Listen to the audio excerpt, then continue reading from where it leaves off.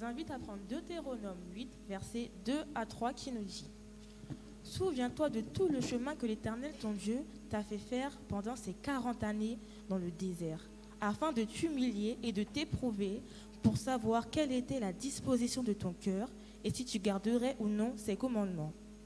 Il t'a humilié et t'a fait souffrir de la faim, et il t'a nourri de la manne que tu ne connaissais pas et que n'avaient pas connu tes pères, afin d'apprendre que l'homme ne vit pas de pain seulement, mais que l'homme vit de tout ce que sort de la bouche de l'Éternel. Amen.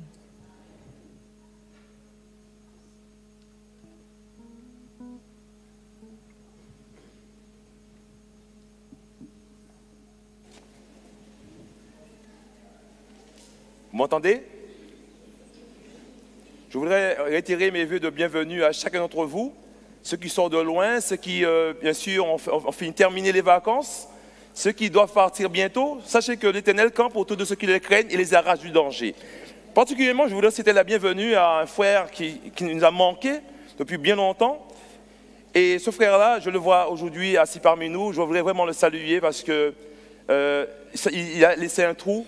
Et maintenant, je le vois, il est en train de combler ce trou. Et sa sœur qui est assise à côté d'elle, à côté de lui, dis-je, est ravie, elle est dans la joie parce qu'elle a chanté. Et j'ai vu son visage, j'ai vu sa joie.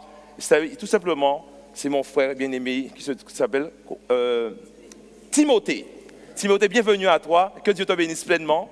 Et sache que ta place est ici, avec nous. Et je sais comment ta mère a prié, a jeûné pour toi. Et je voulais te dire que j'étais présent et j'ai vu. Et c'est pour cette raison que je suis obligé de marquer ce coup. Chers frères et sœurs, je voudrais faire un voyage avec vous, un voyage qui se trouve dans Exode, un voyage que vous allez vraiment vivre avec moi d'une manière intense.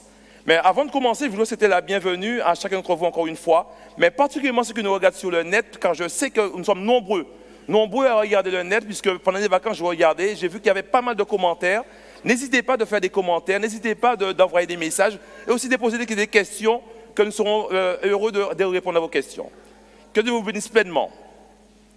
Nous allons faire un voyage dans Exode concernant les fils d'Israël, les enfants d'Israël qui étaient en captivité. Nous allons partir et imaginer ce qui se passe là-bas. Ils sont en captivité, ils sont en train de souffrir, ils sont en train de murmurer, ils sont en train de se plaindre parce que, tout simplement, les Égyptiens avaient un comportement dur envers eux. Et bien sûr, il cria à l'Éternel avec une puissance que l'Éternel, bien sûr, va finir par entendre et même voir. Nous allons lire un verset ensemble qui se trouve dans Exode 3, versets 7 à 12. Lisons ce verset et à partir de là, nous allons commencer à voyager ensemble. Exode 3, versets 7 à 12 nous dit: Et l'Éternel dit, j'ai vu, premier verbe, ça veut dire que l'Éternel a vu, j'ai vu l'affliction de mon peuple qui est en Égypte. Et j'ai entendu le cri qu'il a jeté à cause de ses exacteurs, car je connais ses douleurs et je suis descendu pour le délivrer de la main des Égyptiens et pour le faire monter dans ce pays-là, dont un pays bon et spacieux, dans un pays ruisselant de lait et de miel, dans le lieu d'habitation des Cananéens, des Essiens et de l'Amorrien et du Phérécien et du Hévien et du Jébusien. Et maintenant, voici, le cri de ces fils d'Israël est venu jusqu'à moi, et j'ai aussi vu l'oppression dont les Égyptiens les oppriment. Verset 10, et maintenant je viens et j'enverrai vers le Pharaon, et tu feras sortir hors d'Égypte mon peuple, les fils d'Israël. Et Moïse dit à Dieu, qui suis-je, moi, pour que j'aille vers Pharaon et pour que je fasse sortir hors d'Égypte les fils d'Israël? Et il dit, parce que je serai avec toi. Et ceci te sera le signe que c'est moi qui t'envoie lorsque tu auras fait sortir le peuple hors d'Égypte pour servir Dieu sur cette montagne. N'oublions pas, comme Marc l'a dit, ça va passer, qu'ils étaient à 600 000. Vous imaginez 600 000 personnes en train de crier à l'Éternel. Et Moïse, bien sûr, analyse le nombre de personnes qu'il doit faire sortir d'Égypte. Vous savez, des fois, dans une famille, nous sommes à 5, 6, c'est déjà un conflit. C'est déjà difficile car chacun a un caractère. Nous ne sommes pas nés dans une moule, nous ne sommes pas pareils. Dans une famille de 5 à 6 personnes, c'est déjà compliqué, n'est-ce pas? Chacun a un caractère et la maman aspire à que nous soyons unis pour aller plus loin. Mais des fois, il y a toujours une réticence venant d'un enfant ou d'un autre. Et ça nous dérange. Et vous imaginez ici 600 000 personnes et Moïse doit les faire sortir d'Égypte. Dans ces 6 000 personnes, n'oublions pas qu'il y a beaucoup de mentalités, il y a beaucoup de caractères. Il y a ceux qui sont accoutumés avec les usages des Égyptiens. Il y a ceux qui criaient à Dieu, qui avaient encore la flamme, qui criaient à Dieu. Mais il y a ceux qui ont fini par s'accoutumer avec les enfants d'Israël, les enfants d'Égypte, dis-je. Et à partir de là, tout ce monde-là doit sortir d'Égypte pour aller vers la terre promise. Dieu avait pourvu à tout. D'ailleurs, nous pouvons le lire dans Exode 13, verset 21. Dieu avait pourvu à tout. Il avait rassemblé, bien sûr, le peuple. Et au centre du peuple, il y avait, bien sûr, l'arche qui marchait. Et bien sûr, pour les guider vers un chemin meilleur. Lisons ensemble dans Exode 13, verset 21.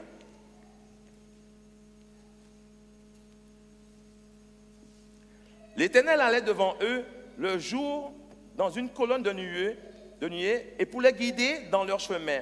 Et la nuit dans une colonne de feu pour les éclairer afin qu'ils marchassent jour et nuit. Vous savez, chers frères et sœurs, que dans le désert, c'est particulier. Car il y a un contraste énorme. En sachant que la nuit, on peut descendre à moins 10 degrés et que le jour, on peut monter à 60 degrés. Alors, on parle de canicule à 43 degrés, mais je vous dis, à 60 degrés, c'est une friture. Hein. Je ne souhaite pas que vous puissiez vivre dans quelque part où il fait 60 degrés. Et c'est ça qui existait dans le désert. C'est ça le problème. Le désert était là. Et malgré, dans l'amour de Dieu, c'est pour compter le nombre de bienfaits que Dieu a accordés devant d'Israël, ce serait énorme à dire. Mais vous comprenez une chose, la nuée sert à, bien sûr, les protéger de la chaleur. Imaginez, vivez avec moi cette situation. Quand il fait chaud, vous avez un nuage qui couvre un peu. Tout de suite, la température est en train de descendre. Hein? On sent quand même une fraîcheur. Mais quand il s'en va, bien sûr, le soleil reprend ses doigts. Alors, la journée, la nuit était là pour couvrir, pour apaiser les enfants d'Israël. Et la nuit, la colonne de feu était là pour les réchauffer à moins 10 degrés dans le désert. C'est là le contraste. C'est pour cette raison que, malgré cela, les enfants d'Israël vont se plaindre de tout ce que Dieu a pu faire pour eux. Vous savez, le désert, on peut le comparer à nos soucis de tous les jours. On peut interpréter cela en disant que des fois on passe par le désert dans les moments difficiles. C'est un peu comparable, vous comprenez, de dire que lorsqu'on passe dans le désert, il y a des moments difficiles, il y a des moments où on voit la fin du tunnel, mais il y a des moments où on ne le voit pas. Et on se pose la question, mais ça va durer jusqu'à quand? Et parmi nous, il y a ceux qui persistent, qui continuent parce qu'ils croient en Dieu, mais il y a ceux qui abandonnent. Car combien de jeunes qui avaient à l'église et combien qui en a maintenant? Je sais que ce n'est pas facile dans ce monde où nous vivons, où il y a beaucoup de tentations, il y a beaucoup d'appels, car le monde nous offre un cadeau bien emballé, vous comprenez? Et les cadeaux bien emballés en général, ça attire l'attention. On a le seul désir, c'est de l'ouvrir pour voir ce qu'il y a dedans. Et on nous présente Jésus, quelqu'un qui n'a pas beaucoup d'importance pour certains, quelqu'un qui n'a pas su montrer sa puissance sous la croix, qui allait jusqu'à la croix, donc ça ne m'intéresse pas trop. D'ailleurs, il a trop de commandements qui me dérangent. Il m'empêche de vivre, il nous empêche de profiter pleinement par ses lois. Donc quelque part, c'est vite fait de faire le choix de pouvoir aller dans le monde, car c'est plus avantageux pour nous, c'est plus intéressant. À nos yeux. Nous allons lire ensemble dans la parole de Dieu, qui se trouve dans, c'est bien la page, avec le vent. Alors, Deutéronome 8, verset 16.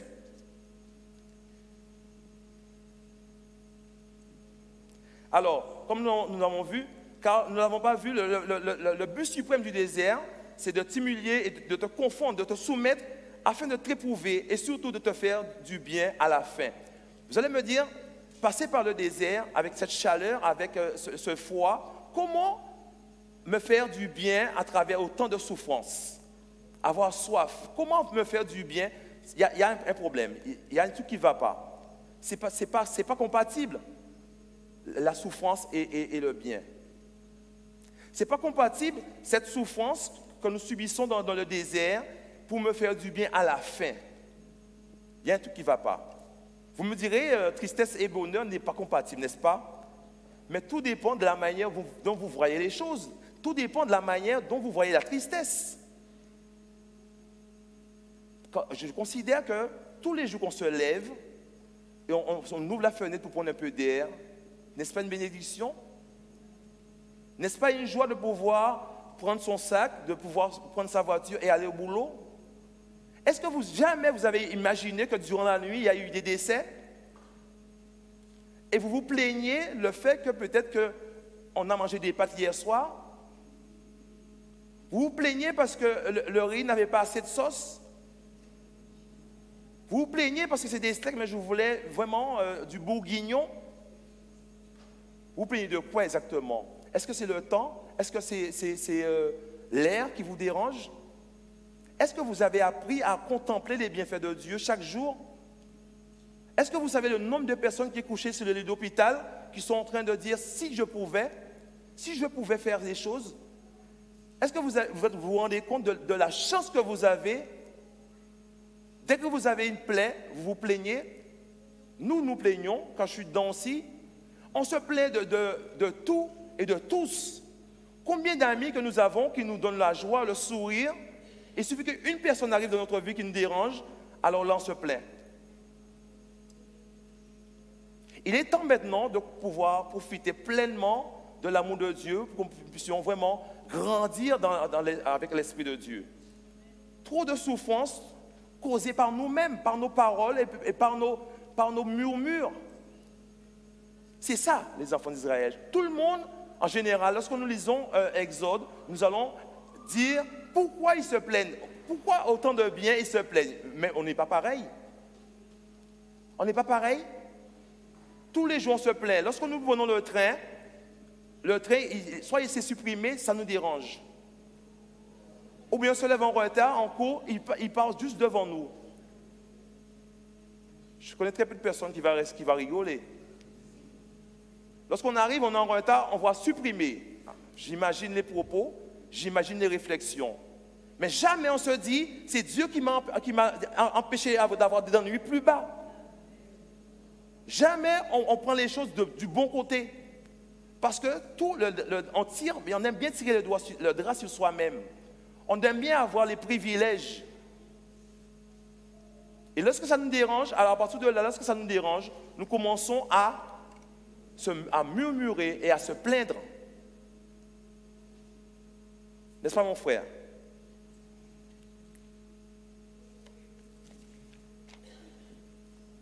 Vous savez une chose? Quitter la servitude, c'est une chose. Mais marcher en tant que sauvé, c'est une autre chose. Parce que pour nous, lorsque nous sommes sauvés, nous devons ne pas avoir de problème dans notre vie. Tout doit rouler normal. Et bien, il y a une chose qui va nous déranger, à partir de là, ça ne va pas. Est-ce que le Dieu que je sers est vraiment vivant? Est-ce que le Dieu que je sers est vraiment un Dieu qui existe? Nous allons commencer à nous interroger sur le Dieu qui nous a fait tant de bien. Parce que c'est ça le problème, c'est que chaque fois dans notre vie, nous oublions les bienfaits de Dieu. Qui ici n'a pas eu de soucis financiers un jour de sa vie? Qui ici n'a pas eu une maladie ou quelque chose, un problème dans sa vie?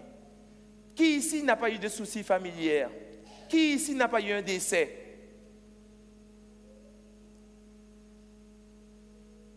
Et pourtant nous arrivons, Dieu nous a donné le don d'apaisement dans le décès. Vous n'allez pas me contredire, parce que lorsque vous avez un décès dans votre famille, avec le temps, on finit par s'apaiser, n'est-ce pas? Vous croyez que c'est inné? C'est un don, le don d'apaisement qu'on appelle. C'est Dieu qui l'a mis en nous parce qu'il veut qu'on puisse continuer à vivre et voir autre chose. Car nous finissons avec le temps par nous apaiser du décès, qu'elle soit proche ou pas proche. Comprenez? Vivre en tant que sauvé, c'est un challenge. Alors, beaucoup de personnes me diront que oui, les chrétiens sont comme des moutons. Il y a quelqu'un qui parle et ils y vont, quoi. Mais je voudrais dire, c'est faux. C'est une puissance, car ce n'est pas donné à tout le monde de pouvoir suivre le Christ, en sachant que malgré nos fautes, nous continuons à persévérer. Ne jamais lâcher la main de Dieu. Lâcher la main de Dieu, c'est une erreur fatale, Car comme j'ai dit au début, le monde nous propose des cadeaux bien emballés, mais ce n'est pas pour notre joie, c'est pour notre perte. Car nous vivons en 2019, le malin s'est adapté en fonction des générations. Ce qu'il faisait avant, ce n'était pas la mode, il s'est adapté. Donc il va commencer à nous faire peut-être dire, mais pourquoi maman est comme ça, pourquoi papa est comme ça, j'aurais bien voulu avoir des parents comme ça. On se plaint de tout, vous savez. Ça va tellement vite dans notre façon de penser qu'on se plaint, même comme si on disait bonjour, on se plaint. Je voudrais vous signaler une chose, ce matin. Lorsqu'on s'accoutume à se plaindre, on a un souci. Non seulement on se fait éloigner, parce que, vous savez, on n'aime pas trop les gens qui se plaignent. Moi, je n'aime pas aller vers les gens qui se plaignent souvent. Parce que je trouve qu'il y a un manque de joie, il y a un truc qui ne va pas. Et on dirait que c'est comme une maladie, quoi. On finit par devenir comme ça, quoi.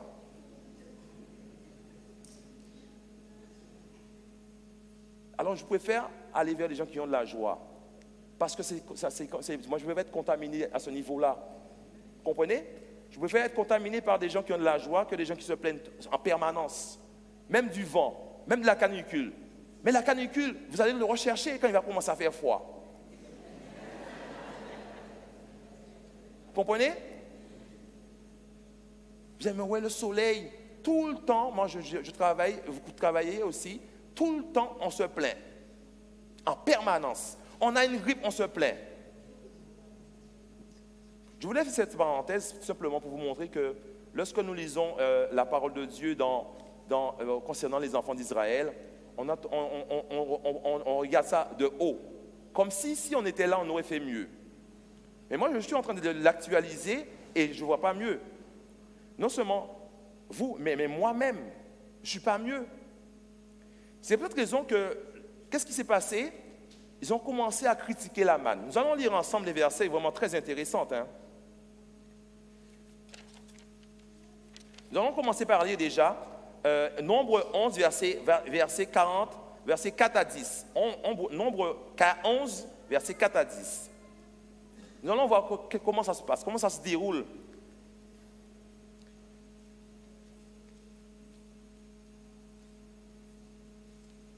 Nombre 11, verset 4 à 10, il nous dit « Et le ramassis de peuple qui était au milieu d'eux s'éprit de convoitise, et le fils d'Israël aussi se mirent encore à pleurer et dire « Qui nous fera manger de la chair ?» Et nous nous souvenons du poisson. Oui, nous nous souvenons du poisson que nous mangions en Égypte pour rien. Des concombres et des melons et des poireaux et des oignons et de l'ail. Et maintenant, nos âmes est desséchée. Il n'y a rien si ce n'est cette manne devant nos yeux. Et la manne était comme de la graine de coriandre et son apparence comme l'apparence du Bethléem. Le peuple se dispersait et le ramassait et il broyait sous la meule ou la pilait dans le mortier et il le cuisait dans le dépôt et en faisait des gâteaux et son goût était comme le goût d'un gâteau à l'huile et quand la rosée descendait la nuit sous le camp, la manne descendait aussi. Et Moïse entendit le peuple pleurant selon ses familles, chacun à l'entrée de sa tente, et la colère de l'Éternel s'embrasa extrêmement, et cela fut mauvais aux yeux de Moïse. Là, nous parlons de convoitise, c'est le 10e commandement, n'est-ce pas? Le 10e commandement, la convoitise. Alors bien sûr, la convoitise, des fois, ça ne nous paraît pas grand-chose. Par exemple, si moi, je m'achète une belle voiture, mais moi aussi, le frère aussi, il a envie d'acheter pareil, quoi. C'est tout à fait légitime, on travaille, tout le monde peut faire un crédit, non? Quel problème qu'il y a dans cela? Mais le frère, il a économisé depuis bien longtemps. Donc, juste pour entrer dans le crédit, tu vas te permettre. Et pourtant, ta voiture roule très bien, même si elle est ancienne. Mais qui ne te dit pas qu'il va prendre la cote par la suite? Alors, ça veut dire que nous créons des désirs d'une manière commerciale, quoi. On aime ça, rentrer dans les crédits pour montrer, quoi. Même si on mange que des pâtes. Mais même pas. Du pain qui date depuis 3 à 4 jours, quoi. Parce qu'on veut rentrer dans se comparer aux autres. Est-ce que c'est une bonne chose? Tout ce qui est convoitise, qui est bien sûr d'actualité, puisque nous n'arrêtons pas de regarder la télé, et à chaque fois que nous regardons la télé, c'est de la publicité ici et là. Alors nous finissons par nous accoutumer avec cela d'une manière anodine, puisqu'on ne se rend pas compte. Même quand la télé fonctionne bien, mais il n'est pas si large, quoi. Il faut qu'on la mette à la casse ou on essaie de la vendre sur le bon coin pour pouvoir acheter une plus grande. Il faut qu'on arrête d'entrer dans ce processus. Il faut qu'on se contente de ce qu'on a. Vous comprenez? Ce n'est pas une plaisanterie, ce n'est pas dire des choses que je n'ai pas constatées. Et quand je parle de cela, je parle de moi-même. Je ne suis pas mieux, mais je suis obligé de parler de la parole de Dieu, tout simplement. Car en faisant cette étude, bien sûr, moi-même j'ai souffert, parce que je voyais une réalité. Et la réalité, on ne peut pas la cacher. On est obligé de dire la vérité. Et cette vérité-là, elle est d'actualité. Si nous pouvions être plus connectés à Dieu, il y a des choses qui ne seront pas arrivées. Mais chacun veut mener sa propre route, dire oui, moi je peux, j'ai la puissance. Et c'est quand arrive la maladie, les problèmes, qu'on constate qu'on ne peut pas fonctionner sans le Seigneur. Combien de fois nous tombons malades et nous croyons que oui, en allant voir le médecin, absolument que je vais être guéri. Mais Dieu nous parle de réforme sanitaire, il nous parle de la nourriture dans Lévitique 11. Il nous donne aussi la manière dont on doit fonctionner, de la manière dont on doit manger. C'est les causes souvent de maux. Il y a beaucoup de maux qui arrivent, dans les maladies qui arrivent en mangeant n'importe quoi. Nous sommes en France. N'oublions pas les problèmes qu'il y a eu au niveau sanitaire. Et nous accoutumons à cela d'une manière, on persiste et signe. Et nous sommes étonnés que nous sommes malades, nous sommes étonnés que nous avons des soucis. D'accord? Je dis cela parce que je sais que chaque heure, il y aura une prise de décision qui va se faire. Ce ne sera pas dans l'immédiat, mais ce sera au fur et à mesure. Et vous allez recommencer à avoir le sourire parce que le corps va aimer. Quand vous achetez une voiture, la première chose que vous faites, vous regardez la notice. C'est marqué sans plomb, vous n'allez jamais mettre du diesel. Parce que vous voulez que la voiture fonctionne bien. Et tandis que le corps humain, on la néglige. Dieu nous a donné des instructions, mais tout le monde veut contredire. Tout le monde veut dire, mais non, Dieu n'a pas dit ça. Dieu a dit ça, mais on peut faire ça. Dieu nous a créé de la poussière. Il sait qu'est-ce qui est bon pour le corps. Il sait qu'est-ce qui est bon. Il sait qu'est-ce qu'il nous faut. Et vous allez voir, une bonne alimentation, ça se reflète sur le visage. Et je suis très content parce qu'il y a beaucoup de sourires ici ce matin et ça me réconforte énormément parce que je sais qu'au début, il n'y avait pas beaucoup de monde, mais de plus en plus il y a du monde. Et ça, au début, j'avais dit, oh, ça va aller. Mais là, c'est bien rempli. Donc, je suis... Nous allons lire un verset ensemble qui se trouve dans Nombre 11, verset 8. Nous allons voir ensemble que le peuple, les enfants d'Israël, ils ont eu la manne. La manne, vous savez, c'était au début, c'était une chose formidable, la manne, car ils n'avaient jamais vu ça. Vous voyez, c'est comme nous, il y a des choses qu'on n'a jamais vues, et lorsqu'on le goûte, on se dit, oh, mais c'est aussi bon que ça. Par exemple, j'ai un exemple que j'aime bien parce que, on va prendre cet exemple-là, aux Antilles, pour ceux qui connaissent le frite à pain. Vous connaissez? Les anciens vont te dire, on a mangé tellement ça, que maintenant on est répugné. Les parents n'avaient pas beaucoup de sous en ce temps-là. Donc ils prenaient l'arbre et faisaient à cuire à l'eau. Et donc, maintenant, ils ont grandi, ils disent, moi, jamais plus, j'ai trop mangé ça. Mais c'est parce que les parents ne savaient pas comment il faut le préparer. Maintenant, c'est devenu un mets tellement exceptionnel que maintenant on arrive à faire de la farine avec, on arrive à faire des gâteaux avec, on arrive à faire même du sorbet avec. Je ne pourrais pas citer le nombre de choses qu'on peut faire avec. Et pourtant, on a tellement dénigré, pourtant, on était fatigué avec ça. C'est pareil pour les enfants d'Israël. Lisons ensemble les versets. Alors, j'ai dit, on va commencer par lire Exode 16, verset 31. Excusez-moi. Exode 16, verset 31. Et la maison d'Israël appela le nom de cela la manne. Elle était comme de la semence de coriandre blanche et avait un goût de miel. Ensuite, Nombre 11, verset 8.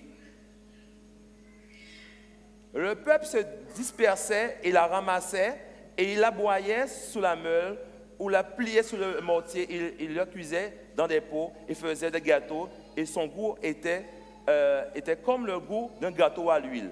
Ensuite, Nombre 21, verset 5. Nombre 21, verset 5. Qu'est-ce qu'il nous dit? Et le peuple parla contre Dieu et contre Moïse. Pourquoi nous avez-vous fait monter hors d'Égypte? Pourtant, c'est eux qui criaient, hein? C'est eux qui avaient les ennuis là-bas. Pour mourir dans le désert, car il n'y a pas de pain, il n'y a pas d'eau, et notre âme est dégoûtée de ce pain misérable. Vous comprenez?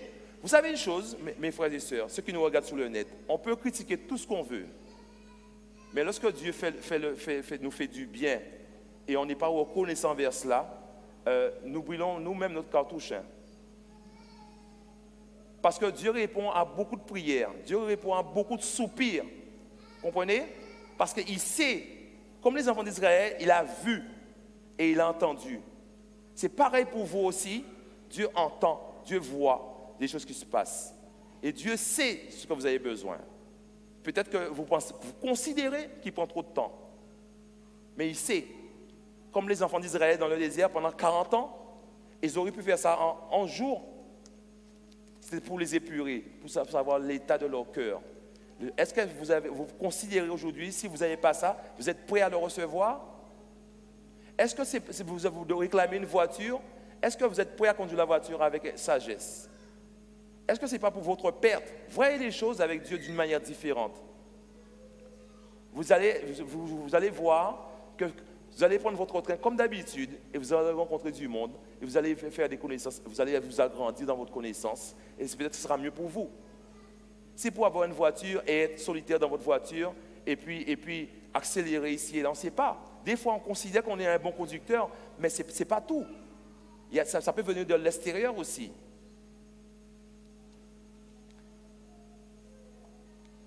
Vous savez, ce qui est important, c'est de ne pas se plaindre. Il faut arrêter de se plaindre parce que ça ne sert à rien du tout. Et on finit par s'accoutumer avec cela. Et puis, d'une manière ou d'une autre, ce n'est pas pour notre joie. C'est bien pour notre malheur, c'est bien pour notre perte.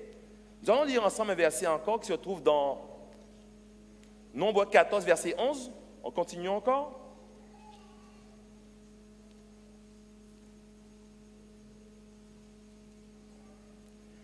Et l'Éternel dit à Moïse, jusqu'à quand ce peuple me méprisera-t-il? Jusqu'à quand ne croira-t-il pas en moi, malgré tous les prodiges que j'ai faits au milieu de lui? Vous savez une chose? Jamais vous pouvez imaginer le nombre de biens que Dieu vous fait en permanence. Parce que l'homme croit en ce qu'il voit. On appelle ça du Saint Thomas. L'homme croit en ce qu'il voit. Jamais il va imaginer que Dieu a déjà enlevé bien des ennuis sur sa route pendant qu'il va au boulot. Jamais, parce qu'il ne l'a pas vu. Donc il aime bien se confronter au problème. Mais lorsqu'on sert un Dieu d'amour, un Dieu qui nous aime d'un amour infini, donc ce qu'il fait, il voit que notre ennemi commun met des problèmes sur notre route. Qu'est-ce qu'il fait? Il les enlève. Et nous passons sans imaginer qu'il y avait des soucis pour nous. C'est pour cette raison qu'on ne pourra jamais compter les bienfaits de Dieu. Parce qu'on ne les voit pas, mais on sait une seule chose, c'est que Dieu les a enlevés. Il faut croire. Quand on prend sa voiture le matin, quand on prend le train le matin, ce n'est pas parce qu'on est intelligent, ce n'est pas parce qu'on est un bon conducteur, ce n'est pas parce que je sais faire des correspondances, c'est parce que Dieu me protège. Vous ne savez pas qui est assis à côté de vous. Vous ne savez pas si on peut vous pousser pendant que le train arrive, vous ne savez rien du tout. Mais Dieu les enlève parce qu'il a un plan merveilleux pour vous. Et le plan, ce n'est pas l'imaginer, mais c'est de continuer à vivre ce plan. C'est ça le problème. C'est compliqué, en réalité, de pouvoir fonctionner avec les plans de Dieu. Parce que les plans de Dieu ne sont pas nos plans à nous. Parce qu'on imagine, en général, les jeunes couples imaginent avoir une grande maison, plusieurs chambres, un grand salon, une grande cuisine. C'est ça la réalité. Et puis il y a une belle voiture. Et puis être comme ça. Tout le monde est content. T'as vu chérie, je bosse bien, t'as vu, on a tout ce qu'on a. C'est ça. Jamais on va imaginer que Dieu veut juste un petit studio pour nous. Parce que plus on est près, plus on s'aime, mais plus on est loin. T'as compris ou pas? Vous riez, vous avez compris. Vous avez compris quelque chose. Plus la maison est grande, plus on se disperse. Plus c'est petit, plus on se rencontre plus souvent. Et c'est là l'amour. C'est là l'amour. Ce n'est pas une grande maison. Vous avez vu, ça remonte à 2 ans de cela. Il y a eu l'inondation à l'Île-de-France, la Seine est montée. Il y avait des maisons que je connaissais parce que je travaillais à Vitry, donc pas loin de la Seine. Il y avait des maisons formidables que je passe tout le temps. Je voyais, cette maison-là est magnifique. Cette maison-là. Et quand j'ai vu que moi, j'étais loin de tout cela, j'ai dit, Seigneur, pourquoi moi, je ne suis pas là aussi? Quelque temps après l'inondation, toutes les maisons que je voyais, moi, je ne pouvais pas passer, parce que la Seine était très haute. Donc, toutes les maisons qui étaient tout le long ont été inondées. Et ça m'a fait réfléchir pour montrer que quand Dieu te donne quelque chose, il te met à l'abri. Même si c'est petit, il faut apprendre à se contenter de ce qu'on a. Et lorsqu'on apprend à se contenter de ce qu'on a, on vit une vie heureuse. Parce que c'est ça que je veux pour vous et pour moi. C'est de pouvoir prendre ce qu'on a. Si c'est des pâtes que j'ai aujourd'hui, on peut le faire revenir d'une manière et puis créer une sauce, inventer et manger ça avec joie. Je dis des pâtes parce que les enfants aiment ça. Ou des frites. Des frites, c'est des pommes de terre qu'on coupe en petits carrés et on met à frire, c'est ça. Et pourtant, au début, on appelle ça le repas du pauvre. Mais avec le temps, on a appris à l'améliorer et tous les restaurants américains qui se trouvent dans le secteur, ils savent le préparer. Restaurants américains, vous voyez de quoi je parle. Ils savent le mettre en valeur. Et c'est ça qui nous manque, c'est de pouvoir se contenter de ce qu'on a et de pouvoir le faire revenir.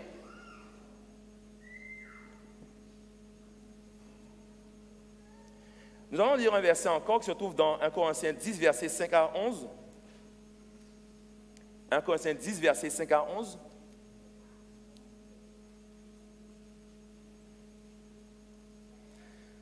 Mais la plupart d'entre eux ne furent point agréables à Dieu, puisqu'ils périrent dans le désert. Verset 6. Or, ces choses sont arrivées pour nous servir d'exemple, afin que nous n'ayons pas de mauvais désirs, comme ils en ont eu. Ne devenez pas idolâtres, comme quelques-uns d'eux. Selon qu'il est écrit, le peuple s'assit pour manger et pour boire, puis ils se levèrent pour se divertir. Verset 8. Ne nous livrons pas à l'impudicité, comme quelques-uns d'entre eux s'y livrèrent, de sorte qu'il en tomba 23 000 en seul jour. Beaucoup, Ne tentons point le Seigneur, comme ils tentèrent quelques-uns d'eux, qui périrent par les serpents. Ne murmurez point, comme ils murmurèrent quelques-uns d'eux, qui périrent par l'exterminateur. Ces choses leur sont arrivées pour servir d'exemple. Et ils ont été écrites pour notre instruction à nous qui sommes parvenus à la fin des siècles. C'est-à-dire que l'histoire de Moïse et les enfants d'Israël est pour nous une leçon. Et pour nous une leçon car ce n'est pas une chose, c'est peut-être obsolète, c'est déjà passé, mais lorsqu'on est dans la réalité, nous sommes pareils.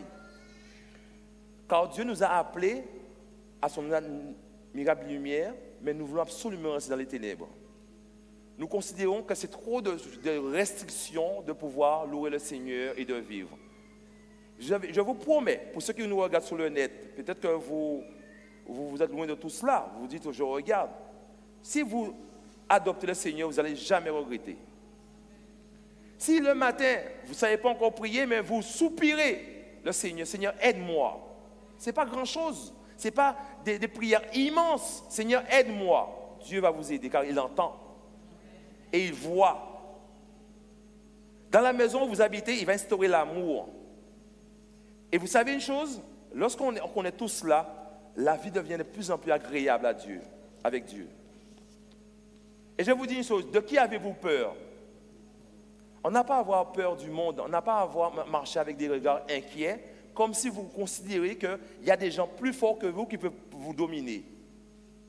Personne ne peut vous dominer. On n'est pas là pour marcher avec le torse bombé. On est là pour vous dire que quand je marche avec assurance. Parce que je sais en qui j'ai cru. Qui doit vous faire peur? Le président de la République, ses agents, c'est les policiers, les gendarmes. Qui va vous faire peur? Dites-moi. Moi, j'ai un verset pour vous ce matin. Nous allons lire ensemble. Dans Ésaïe, oui, on va lire Ésaïe, puisque ça fait se passer d'un bon à l'autre, parce que j'avais donné des trucs, mais on va le lire quand même. Alors, Ésaïe 41, verset 10 à 11.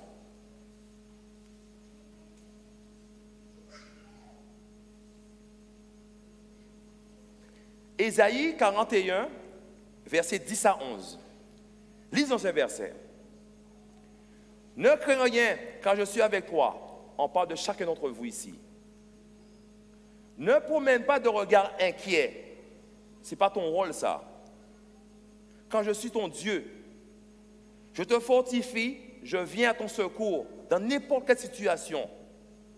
Je te soutiens de ma droite triomphante. Ça, ne jamais l'oublier. Voici, ils seront confondus. Ils seront couverts de honte, tous ceux qui vous irritent, qui sont irrités contre toi. Ils seront réduits à rien, ils périront ceux qui disputent contre toi.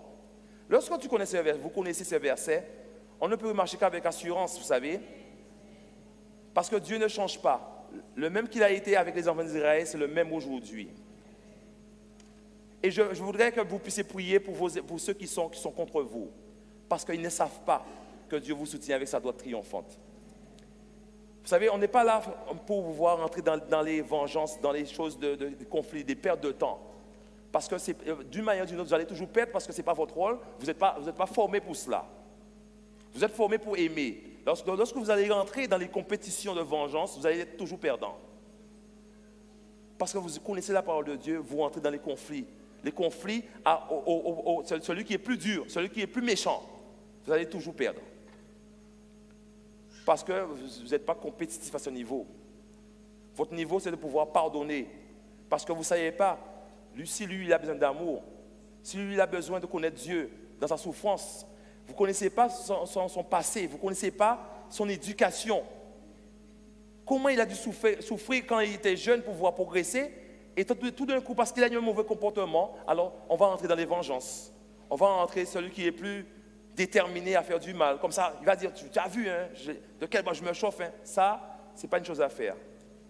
Vous allez souffrir et vous allez faire souffrir l'autre. Et Dieu n'attend pas ça de vous. Il attend que vous puissiez prier pour vos ennemis. Il a dit dans sa parole, priez pour vos ennemis. Et lorsque vous priez pour vos ennemis, ça vous est imputé en justice. Vous comprenez? Quelque part, Dieu sait que malgré vos péchés, malgré vos faiblesses, mais il y a l'amour, la flamme qui est encore là. Et pour cela, Dieu est reconnaissant pour cela. Vous savez encore, j'ai un dernier verset avec vous avant de conclure, qui se trouve dans Matthieu 6, verset 25.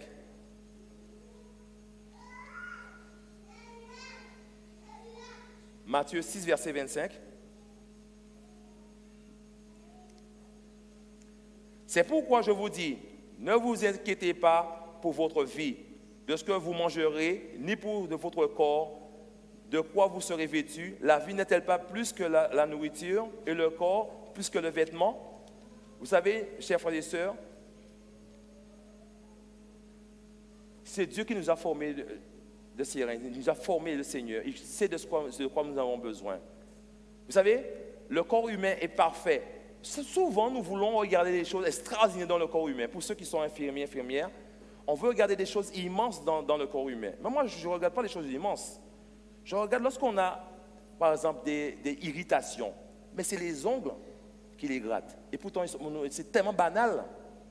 Dieu, lorsque nous avons de la sueur sous le front, c'est bien les cils et les sous-cils qui empêchent que ça coule dans les yeux, ça coule sur les côtés.